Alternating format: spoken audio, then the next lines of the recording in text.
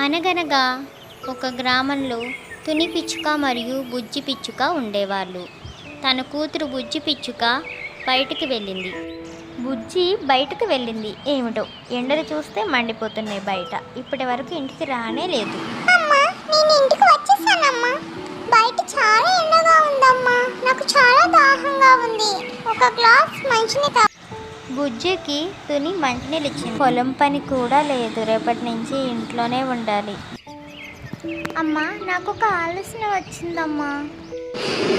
మన పెరట్లో అన్ని పళ్ళ మొక్కలు ఉన్నాయి కదమ్మా, వాటిని తీసి మనం పళ్ళ రసాలు తయారు చేసి అందరికీ అమ్ముదామమ్మా. నువ్వు చెప్పింది బాగానే ఉంది బుజ్జి. అన్ని రకాల పళ్ళ రసాలు తయారు చేసి మనం అమ్ముదాం. డబ్బులు కూడా బాగా సంపాదించుకోవచ్చు. పళ్ళ కోసం తుని మరియు బుజ్జి పిచ్చుకలు తోటలోకి వచ్చాయి. అన్ని రకాల పళ్ళను కోసుకుందామని అనుకున్నాయి. బుజ్జి వెళ్ళి అన్ని రకాల పళ్ళను కోసుకుంటారా. అమ్మా, ఇవాళకి పళ్ళు చాలు కదా. అమ్మ, మన పళ్ళ రసాలు అన్నీ అమ్ముడుపోతాయంటావా?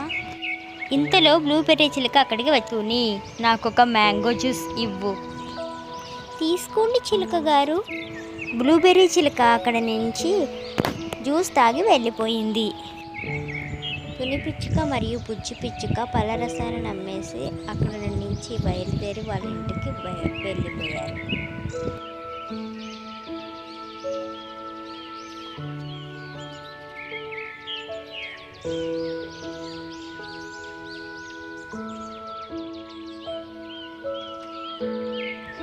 అమ్మా, మనం పళ్ళ రసాలన్నింటినీ అమ్మేసాం కదమ్మా.